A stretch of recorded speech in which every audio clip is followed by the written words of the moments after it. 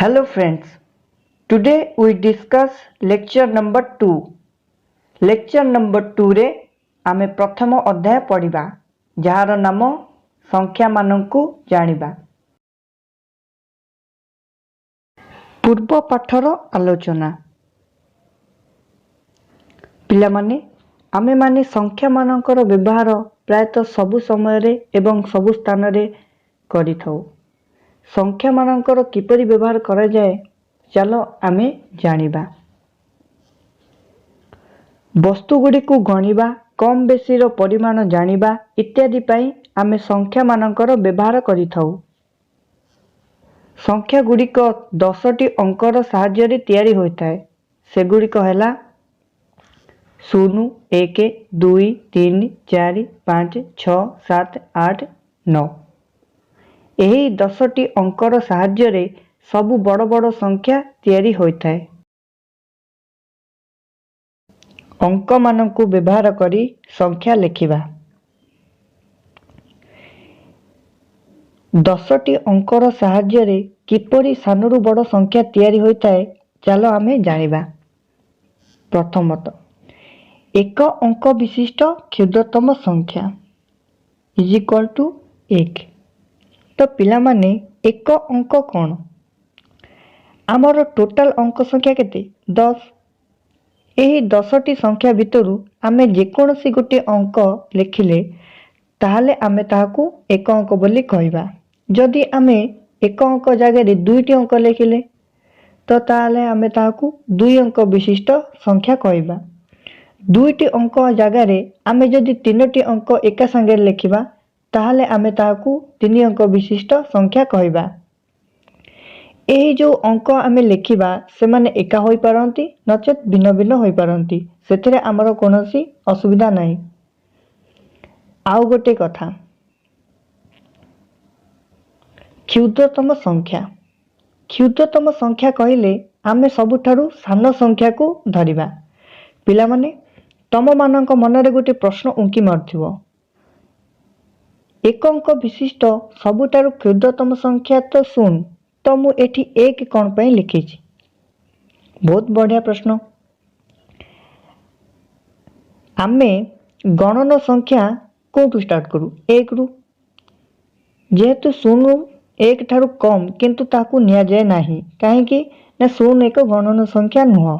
सेति पई एक अंक विशिष्ट क्षुद्रतम संख्या 1। एक अंक विशिष्ट बृहत्तम संख्या 9। बृहत्तम संख्या कहले सबुठारु बड़ संख्या। एक अंक विशिष्ट संख्या रे सबुठारु बड़ संख्या हेउची 9। सेति पई ताकू बृहत्तम संख्या बोली कहा जायछि। दुई अंक विशिष्ट क्षुद्रतम संख्या इज इक्वल टू 10। दुईटी अंक माने एका संगे दुईटी अंक 1 और 0 थिबारु सेमानकु दुई अंक विशिष्ट संख्या कहा जाए। दुई अंक विशिष्ट बृहत्तम संख्या इज इक्वल टू 99। सेही परी तीन अंक विशिष्ट क्षुद्रतम संख्या 100।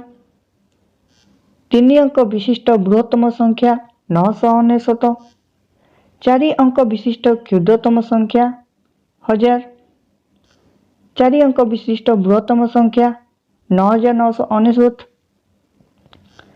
5 अंक विशिष्ट क्षुद्रतम संख्या इज इक्वल टू 10,000। एटी गोटे कथा लक्ष्य कर, एक रे जदि आमे 4टा शून्य दउचे तो सेटा 5 अंक विशिष्ट क्षुद्रतम संख्या हो जाउची एवं 5टा 9 जदि आमे लिखि दउचे तो सेटा आमे बृहत्तम संख्या बोली धरि नेउचे। सेही परी 6 अंक विशिष्ट क्षुद्रतम संख्या एक रे केतटा शून्य ना देखो 5टा शून्य लिखा हेछि, सेति पई सेटा क्षुद्रतम संख्या हेछि। 6 अंक विशिष्ट बृहत्तम संख्या इज इक्वल टू 6टा 9। 7 अंक विशिष्ट क्षुद्रतम संख्या एक रे 6टा शून्य। 7 अंक विशिष्ट बृहत्तम संख्या 7टा 9 लिखिदेले आमे 7 अंक विशिष्ट बृहत्तम संख्या पाइबा। 8 अंक विशिष्ट क्षुद्रतम संख्या 1 रे 7टा शून्य लिखिदेले आम 8 अंक विशिष्ट क्षुद्रतम संख्या पाइबा एवं 8 अंक विशिष्ट बृहत्तम संख्या 8टा न लिखिदेले आम 8 अंक विशिष्ट बृहत्तम संख्या पाइबा।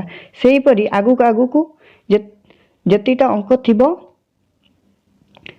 1 सहित तार गोटे अंक कम छाड़िकी लिखिदेले आम क्षुद्रतम संख्या पाइबा एवं जेतिटा संख्या थिबो सेतिटा न लिखिदेले आम बृहत्तम संख्या पाइबा। चलो यही आम जो संख्या को नहीं आम उदाहरण सब बुझिबा। तो उदाहरण नंबर 1 4 अंक विशिष्ट बृहत्तम संख्या केते आम एबे जानले 4 अंक विशिष्ट बृहत्तम संख्या हेउची 9999। आउ गोटे क्वेश्चन 4 अंक विशिष्ट बृहत्तम संख्या रे 1 जोग कले संख्याटी केते हबो। आमे जानिचे 4 अंक विशिष्ट बृहत्तम संख्या केते ना 9999। सेथिरे आमे जदि 1 जोग करिबा ताले जोगफलटी केते हबो ना 9999 युक्त 1 इज इक्वल टू 10,000। अतएव संख्याटी हेउची 10,000 जहाँकि 5 अंक विशिष्ट क्षुद्रतम संख्या। आउ गोटे उदाहरण नहीं आमे बुझिबा। उदाहरण नंबर 2 7 अंक विशिष्ट बृहत्तम संख्या रे 1 जोग कले संख्याटी केते हबो। आमे पूर्वरु जानिचे 7 अंक विशिष्ट बृहत्तम संख्या 7टा 9।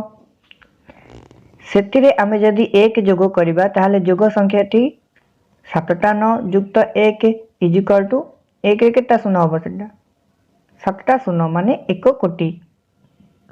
अतएव संख्याटी 1 कोटी जहाँकि 8 अंक विशिष्ट क्षुद्रतम संख्या।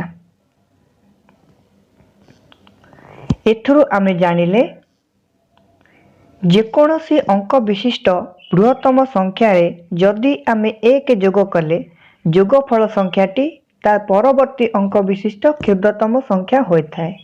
आउ थरे कहि रखुची जेकोसी अंक विशिष्ट बृहत्तम संख्या रे जदि आमे 1 जोग कले जोगफल संख्याटी ता परवर्ती अंक विशिष्ट क्षुद्रतम संख्या होइथाय। एटा इंपोर्टेंट कथा। तो एहा को गोटे आमे बॉक्स भितर रखिबा। उदाहरण 1 और 2 रे आमे जोगफल विषय रे जानिले। एबे आमे वियोगफल विषय रे जानिबा। उदाहरण नंबर 3 4 अंक विशिष्ट क्षुद्रतम संख्या केते। एबे आमे जानिले 4 अंक विशिष्ट क्षुद्रतम संख्या होउची 1000।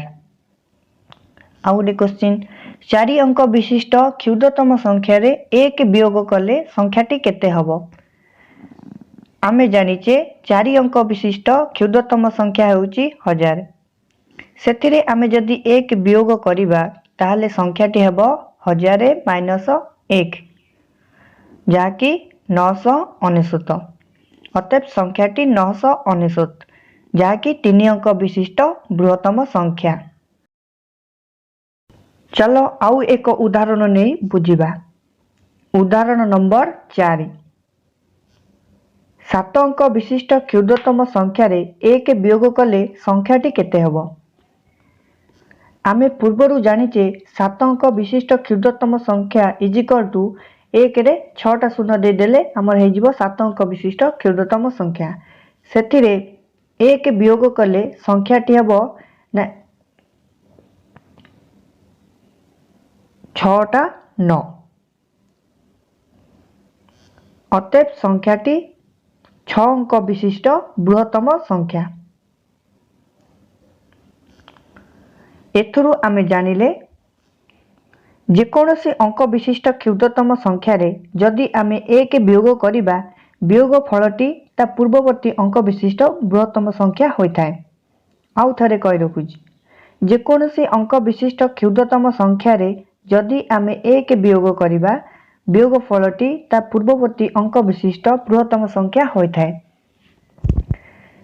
ଏହାକୁ ମଧ୍ୟ ଗୋଟିଏ ବକ୍ସ ଭିତରେ ରଖିବା।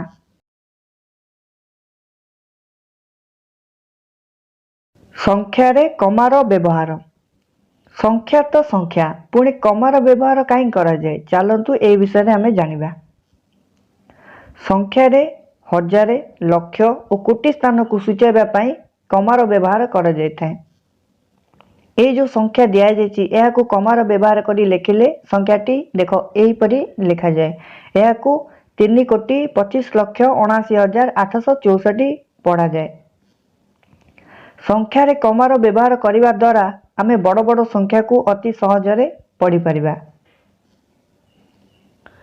এই ଯେଉଁ ସଂଖ୍ୟା ଲେଖା ହେଇଛି ତାହାର ଗୋଟେ ନିୟମ ଥାଏ। ଚାଲନ୍ତୁ ସେ ନିୟମ ବିଷୟରେ ଆଲୋଚନା କରିବା।